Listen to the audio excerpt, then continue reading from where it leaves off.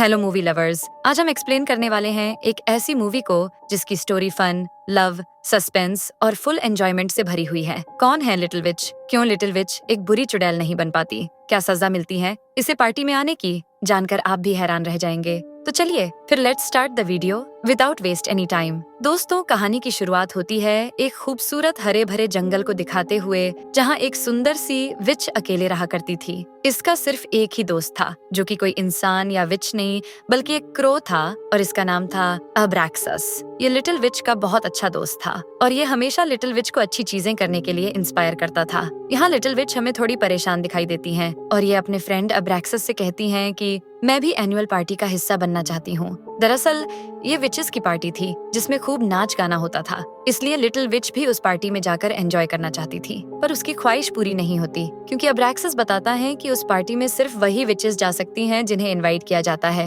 ये पार्टी सिर्फ बुजुर्ग विचेस की ही होती है, जबकि लिटिल विच अभी छोटी थी, इसलिए अब्रैक्सस इसे वहाँ जाने से मना करता है। लेकिन लिटिल विच अपनी उम्र 127 साल बताती हैं और उदास होकर यहाँ से चली जाती हैं। इसके बाद सीन शिफ्ट होता है दो प्यारे से बच्चों पर। इनमें लड़के का नाम था थॉमस, जबकि लड़की का नाम था व्रोनी। ये दोनों भाई बहन थे। ये दोनों भी जानते थे कि ईयर में एक बार सारी विचेस पार्टी करती हैं और वहाँ डांस वगैरह होता है। थॉमस अपनी बहन व्रोनी से पूछता है कि क्या तुमने कभी किसी चुड़ैल को देखा है? इस पर व्रोनी के पास कोई जवाब नहीं होता। आज की रात विचेस की पार्टी होने वाली थी, इसलिए लिटिल विच अब्रैक्सस के सोने के बाद चुपचाप अपनी जादुई झाड़ू उठाती हैं और दबे पांव घर से निकल जाती हैं, ताकि अब्रैक्सस को पता न चल पाए कि मना करने के बाद भी लिटिल विच पार्टी में गई हैं। लिटिल विच कुछ ही देर में एक पहाड़ पर पहुंच जाती है और यहाँ देखती हैं कि सभी बड़ी चुड़ैल एक साथ मौजूद थीं और पार्टी के मजे लूट रही थीं। इन लोगों को एंजॉय करता हुआ देख लिटिल विच को बहुत अच्छा लगता है और ये खुद को रोक नहीं पाती और पार्टी में शामिल हो जाती है।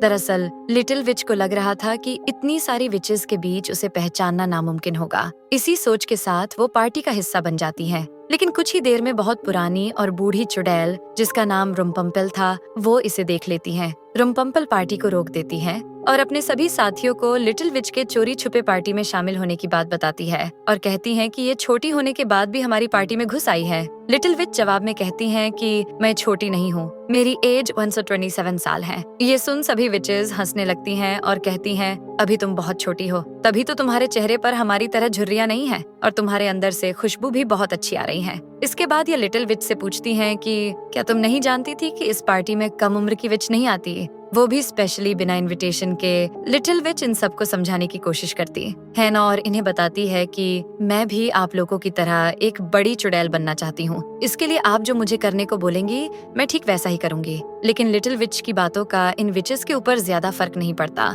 लिटिल विच ने यहाँ आकर बहुत बड़ी गलती कर दी थी, जिसकी अब इसे सजा भी मिलने वाली थी। इसलिए सभी चुड़ैल इसे खतरनाक से खतरनाक सजा देने के बारे में सोच विचार करने लगती हैं। और तभी एक हेड चुड़ैल आगे आती है और इसके सामने एक बड़ी सी मंत्रों की किताब रख देती है। ये हेड विच कहती है कि ये एक मंत्रों की किताब है जिसे तुम्हें पूरा याद करना है और नेक्स्ट ईयर इसी दिन पार्टी में तुम्हारा टेस्ट लिया जाएगा। अगर तुमने ये टेस्ट क्लियर कर लिया तो तुम भी पार्टी का हिस्सा बन सकती हो। ये सुन लिटिल विच इस शर्त को कबूल कर लेती हैं। लेकिन हेड विच की ये कंडीशन बाकी विचेस को कुछ पसंद नहीं आती, क्योंकि लिटिल विच को कोई न कोई सजा दी जानी चाहिए थी। इसलिए सभी मिलकर लिटिल विच को पनिश करने के लिए कहती हैं और अलग अलग सजेशंस भी देती हैं। कोई चुड़ैल लिटिल विच के बाल जलाने को कहती है तो कोई मिट्टी में DFN करने को, लेकिन रुमपम्पल लिटिल विच की जादुई झाड़ू छीनने को कहती है और सभी विचेस को ये आइडिया पसंद आ जाता है और ये लोग लिटिल विच से उसकी मैजिकल ब्रूम छीन लेती हैं और इसे आग के हवाले कर देती हैं। अपनी जादुई झाड़ू खोने के बाद लिटिल विच के लिए घर पहुंचना मुश्किल हो जाता है, लेकिन ये 3 दिन का लंबा सफर तय करती हुई पैदल ही अपने घर आ जाती हैं और इस बीच इसे स्पेल वाली बुक भी उठानी पड़ती है, जिससे इसका सफर और मुश्किल हो जाता है। अब्रैक्सस लिटिल विच से थोड़ा नाराज होता है और कहता है कि तुम वहाँ मना करने के बाद भी क्यों गई? लिटिल विच सारी बात बताती हैं और कहती हैं कि वहाँ का माहौल बहुत अच्छा था, सब विचेस पार्टी में खूब मजे कर रही थीं, लेकिन रुमपम्पल ने सब खराब कर दिया और इसकी वजह से मेरी जादुई झाड़ू भी छीन ली गई। लिटिल विच रुमपम्पल से बहुत गुस्सा थी और ये एक पेपर पर एक चेहरा बनाती है और कहती हैं कि एक दिन मैं रुमपम्पल को ऐसा ही बनाऊंगी, और ये कहकर खुश होने लगती है। लिटिल विच अब मंत्रों की किताब खोलकर इसके अंदर लिखे गए मंत्रों को याद करना शुरू कर देती है, पर ये मंत्र बहुत ज्यादा डिफिकल्ट थे, जिन्हें याद करना तो दूर, लिटिल विच के लिए पढ़ना भी मुश्किल हो जाता है और बहुत कोशिश करने के बाद भी ये इन्हें याद नहीं कर पाती और दुखी हो जाती है। एक दिन लिटिल विच जंगल में जाती है। जहाँ इसे कुछ विमेन्स लकड़ियाँ कलेक्ट करती हुई दिखाई देती हैं, लेकिन इन्हें ज्यादा लकड़ियाँ नहीं मिल पाती, जिससे ये परेशान हो जाती हैं। इनकी प्रॉब्लम को सॉल्व करने के लिए लिटिल विच अपने मैजिक से हवा चला देती है और छोटी छोटी लकड़ियाँ जमीन पर आ गिरती हैं, जिन्हें ये महिलाएं उठाकर अपने घर ले जाने लगती हैं। लेकिन तभी इनके सामने जनरल आकर खड़ा हो जाता है और इनसे काफी रूडली बात करता है। जनरल इन औरतों को लकड़ियां ले जाने से मना कर देता है। हालांकि औरतें जनरल को समझाने की कोशिश करती हैं और लकड़ियां ले जाने के लिए रिक्वेस्ट भी करती हैं, पर जनरल इनकी एक नहीं सुनता और इस तरह इन औरतों और जनरल के बीच बहस होने लगती है। ये सब लिटिल विच भी दूर खड़ी देख रही होती है। इसे जनरल पर बहुत गुस्सा आता है और ये इसके सामने आ जाती है। लिटिल विच अपने जादू से जनरल को कंट्रोल कर लेती हैं। जादू के वश में आते ही जनरल जहां पहले इन्हें लकड़ियां ले जाने से इनकार कर रहा था, अब ये खुद ही इन्हें ले जाने की परमिशन दे देता है। लिटिल विच यहीं नहीं रुकती हैं, बल्कि ये जनरल से अपनी लकड़ियां भी उठवाती हैं और फिर इसी टोकरी के ऊपर बैठ जाती हैं। और इस तरह जनरल लिटिल विच के मैजिक से इसको और इसकी लकड़ियों को अपने कंधे पर उठाकर ले जाता है और ये देख सभी औरतें बेहद खुश होती हैं और जनरल पर हंसने लगती हैं। लिटिल विच घर आकर अपने दोस्त अब्रैक्सस को सब कुछ बताती है, जिस पर अब्रैक्सस इसे समझाते हुए कहता है कि तुमने औरतों की मदद करके अच्छा किया, पर तुम्हें जनरल को इस तरह परेशान करके बदला नहीं लेना चाहिए था। लिटिल विच अपनी जादुई झाड़ू के बिना कहीं आने जाने में काफी दिक्कत महसूस कर रही थी, इसलिए ये एक नई झाड़ू खरीदने का डिसाइड करती हैं और बाजार की तरफ चल देती हैं। यहाँ काफी सारी दुकानें देखने के बाद लिटिल विच को झाड़ू की शॉप मिल जाती है और यहीं उसकी नजर व्रोनी पर पड़ती है, जो कि अपनी माँ से कैंडी दिलाने को कहती हैं, पर उनके पास पैसे नहीं थे, इसलिए वो कैंडी खरीदने से मना कर देती हैं और व्रोनी उदास होकर शांत खड़ी रहती है। ये देख लिटिल विच अपने लिए तो एक झाड़ू खरीदती ही है, साथ ही कुछ कैंडीज भी खरीद लेती हैं और इन्हें अपने मैजिक से विरोनी की पॉकेट में रख देती है। व्रोनी जब अपनी पॉकेट में हाथ डालती है तो इसे कैंडी मिल जाती है, जिसे देख व्रोनी बहुत खुश होती है, लेकिन साथ ही ये कंफ्यूज भी होती है कि आखिर ये कैंडी उसकी पॉकेट में आई कैसे। खैर, इसके बाद हम लिटिल विच को देखते हैं, जो अब भी बाजार में ही घूम रही थी और घूमते घूमते इसकी नजर एक लड़की पर पड़ती है, जो कि पेपर के आर्टिफिशियल फ्लावर बनाकर बेच रही थी, लेकिन कोई भी इन्हें खरीदने के लिए तैयार ही नहीं था, इसलिए ये लड़की काफी ज्यादा परेशान थी। लिटिल विच जब इस लड़की के पास आती है तो ये लड़की इसे बताती है कि कोई भी इन फूलों को लेने के लिए तैयार ही नहीं है। ये देख लिटिल विच अपने मैजिक से इन फूलों को खुशबूदार बनाती है और साथ ही इनकी खूबसूरती भी बढ़ा देती है और ऐसा करते ही फूलों को खरीदने के लिए लोगों की भीड़ जमा हो जाती है और कुछ ही देर में सारे फूल बिक जाते हैं। ये देख ये फूलों वाली लड़की और लिटिल विच दोनों बहुत खुश होती हैं और फिर लिटिल विच अपने घर की तरफ निकल पड़ती है। अब लिटिल विच को झाड़ू भी मिल गई थी। ये इस नॉर्मल झाड़ू को अपने मैजिक से जादुई झाड़ू में चेंज कर देती है और फिर इसी झाड़ू की मदद से इस पर उड़ती हुई अपने घर आ जाती है। इधर हम थॉमस और व्रोनी को जंगल में घूमता हुआ देखते हैं। ये दोनों अपने घर से काफी ज्यादा दूर आ चुके थे और अब इन्हें वापस जाने का रास्ता ध्यान नहीं था, इसलिए ये जंगल में भटकते रहते हैं और तभी इन्हें जंगल में एक घर दिखाई देता है, जो कि लिटिल विच का ही था। इतने में ही इनके सामने लिटिल विच भी आ जाती है और दोनों बच्चे इसे पहचान जाते हैं, क्योंकि इन्होंने लिटिल विच को बाजार में देखा था। लिटिल विच भी इन्हें देखकर बहुत खुश होती है और इन्हें अपने घर ले जाती है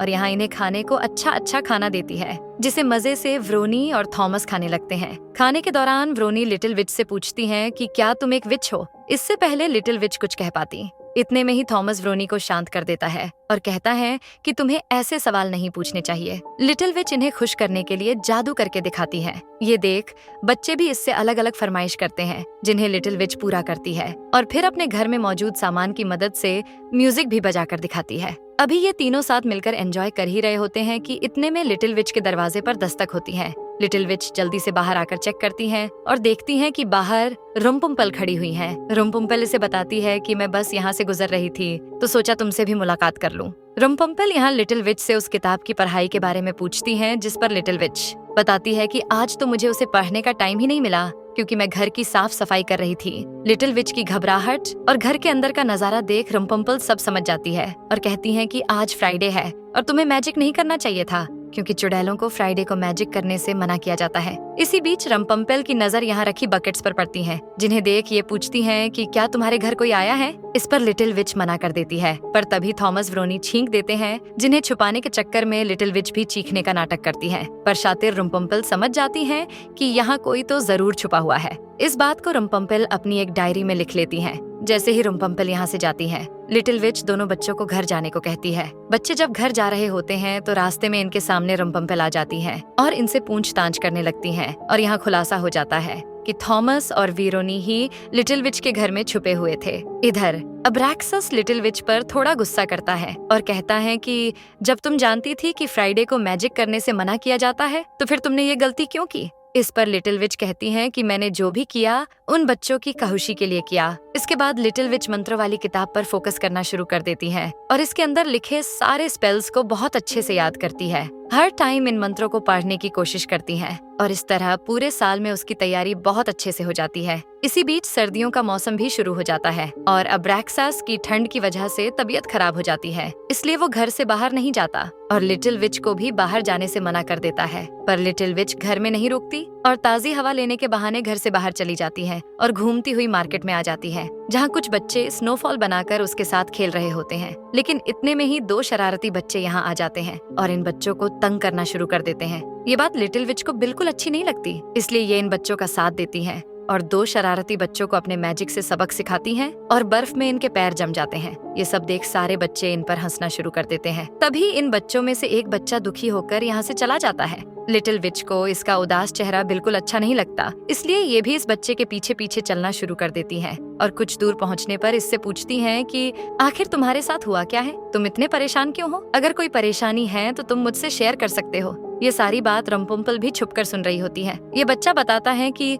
मेरे फादर मुझे मारते हैं, उन्हें जुआ खेलने की बुरी लत लग गई है, इसलिए वो जितना भी कमाते हैं उसे जुए में बर्बाद कर देते हैं। इस छोटे बच्चे की परेशानी जानकर लिटिल विच इसका कोई सोल्यूशन ढूंढने का फैसला करती है और इस बच्चे की हेल्प करती हुई रात को इसके साथ उसी जगह पर जाती है जहां इसके फादर जुआ खेला करते थे। आज भी वो यहीं पर जुआ खेल रहे होते हैं। ये देख लिटिल विच इन्हें सबक सिखाने के लिए जादू करना शुरू करती है, जिस वजह से बॉल वुडन फ्लोर से ही बार बार जाकर टकराने लगती है, जिससे ये पूरी जगह टूट फुट जाती है। ये देख इन्हें गुस्से में यहाँ से बाहर निकाल दिया जाता है। इस छोटे बच्चे के फादर के साथ इनके कुछ साथियों को भी धक्के देकर बाहर फेंक दिया जाता है। ये देख बच्चा अपने फादर की मदद करने के लिए उनके पास आता है और यहाँ फादर को रियलाइज होता है कि इन्होंने अपनी फैमिली के साथ कितना गलत किया और बच्चे को भी बिना वजह ही डांटा था। ये सब रम्पम्पल भी छुपकर देख रही थी और ये समझ जाती है कि लिटिल विच एक बुरी नहीं बल्कि अच्छी चुड़ैल है, जो हमेशा दूसरों की खुशियों की परवाह करती है, उन्हें खुशियाँ देती है। लेकिन एक चुड़ैल में ये क्वालिटी होना अच्छी बात नहीं थी। उस छोटे बच्चे की प्रॉब्लम सॉल्व करने के बाद लिटिल विच अपने घर वापस आ जाती है और जब घर में एंटर करती है तो देखती है घर पूरा कैंडल्स की रोशनी से रोशन है और इसे बहुत ही खूबसूरती से डेकोरेट किया गया है। ये सब अब्रैक्सस ने ही किया था, क्योंकि आज लिटिल विच का जन्मदिन था, इसलिए अब्रैक्सस ने ये छोटा सा सरप्राइज प्लान किया था। इसके बाद लिटिल विच केक कट करती है और अपना एएम ज़ेनॉन 28 वह बर्थडे सेलिब्रेट करती है। अगले दिन रम्पम्पेल लिटिल विच के घर के बाहर उससे मिलने आती हैं और इसे पार्टी में आने के लिए इनवाइट करती हैं और साथ ही उसे टेस्ट का भी ध्यान दिलाती है, जिस पर लिटिल विच बड़े कॉन्फिडेंट से कहती हैं कि मैंने टेस्ट की पूरी तैयारी कर ली है और अब मैं पार्टी में पूरी प्रिपरेशन के साथ ही आऊंगी और इस टेस्ट को पास करके दिखाऊंगी। रात को लिटिल विच को एक केव के पास टेस्ट देने के लिए बुलाया जाता है, लेकिन जब ये वहाँ पहुँचती हैं तो इसे कोई भी नजर नहीं आता। ये देख लिटिल विच आवाज लगाती हुई कहती है कि मैं यहाँ आ चुकी हूँ और इतना कहते ही सारी चुड़ैलें आ जाती हैं और फिर लिटिल विच का टेस्ट शुरू होता है, जिसमें इससे अलग अलग चीजें करने के लिए कहा जाता है। लिटिल विच ने बहुत अच्छे से सारे मंत्र याद कर लिए थे, इसलिए ये तुरंत सारे मैजिक करके दिखाती हैं, जिससे सारी चुड़ैलें बहुत खुश होती हैं। लेकिन रम्पम्पल खुश नजर नहीं आती, बल्कि ये सबको बताती हैं कि ये एक दुष्ट चुड़ैल नहीं है, बल्कि ये लोगों की मदद करती है। मैंने साल भर इसकी निगरानी की थी और पता चला कि ये एक अच्छी चुड़ैल है और अभी इसकी उम्र भी ज्यादा नहीं हुई है। ये सब सुन हेडविच थोड़ा नाराज हो जाती है और लिटिल विच से कहती हैं कि ये सब करके तुमने बिल्कुल अच्छा नहीं किया। हम चुड़ैल किसी का कभी भला नहीं करती हैं, हम सिर्फ लोगों को दुख परेशानी देते हैं। इस पर लिटिल विच कहती हैं कि लोगों की मदद करना अच्छी बात है, अगर मैंने ऐसा किया है तो इसमें प्रॉब्लम क्या है? मैं नहीं जानती थी कि हेल्प करना बुरी बात होती है। भलाई करने के कारण लिटिल विच की सारी जादुई शक्तियाँ खत्म होने वाली थीं, लेकिन इन्हें बनाए रखने के लिए रम्पम्पल लिटिल विच के सामने एक शर्त रखती है और कहती हैं कि अगर तुम चाहती हो कि तुम्हारी शक्तियाँ खत्म न हो तो तुम्हें व्रोनी और थॉमस को पत्थर में बदलना होगा। ऐसा करने के बाद ही तुम एक चुड़ैल बन सकती हो।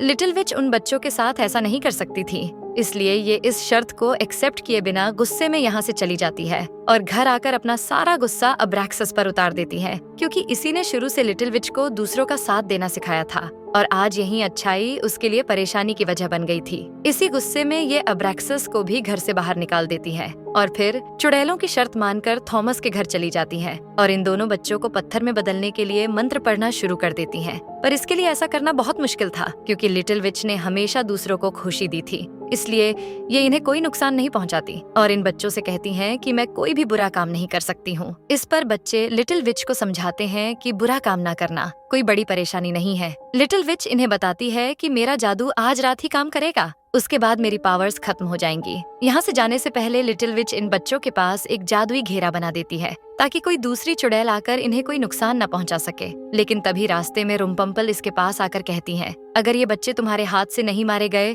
तो ये मेरा शिकार बनेंगे। लिटिल विच घर आकर इस जादुई बुक को ही खत्म करने का फैसला करती है, क्योंकि कोई भी चुड़ैल इसी में लिखे मंत्रों की वजह से ही जादू कर सकती थी। बिना देखे किसी को भी ये मंत्र याद नहीं थे सिवाय लिटिल विच के, इसलिए ये पॉकेट में माचिस रख लेती है, लेकिन वो यही गिर जाती है और लिटिल विच को ये पता नहीं होता और ये पूरी तैयारी कर यहाँ से पार्टी में चली जाती है जहाँ सभी विचेस डांस कर रही थी। पार्टी में पहुँचने के बाद लिटिल विच जादू करना शुरू कर देती है और एक एक कर सभी की जादुई जादू बोन फायर में आ गिरती है और फिर मंत्रों की वजह से ये सभी मैजिकल बुक्स को भी बुलाकर इसी बोन फायर में डाल देती है। लेकिन जैसे ही माचिस निकालती हैं तो वो नहीं मिलता और स्पेल भी दिमाग से निकलने लगते हैं। मौके का फायदा उठाकर सभी चुड़ैलें इसे घेर लेती हैं, पर तभी लिटिल विच हेड को एक मेंढक में बदल देती है और सब हंसने लगती हैं। पर रुमपंपल यहाँ से भाग जाती है। इतने में एब्रेक्सस आकर लिटिल विच को माचिस देता है, जिसके बाद दोनों में दोस्ती हो जाती है और लिटिल विच सभी चुड़ैलों को मेढक में बदल देती है और फिर रुमपंपल को भी एक अजीब से जानवर में चेंज कर देती है। माचिस की मदद से लिटिल विच बोन फायर में आग लगाकर सभी बुक्स को खत्म कर देती है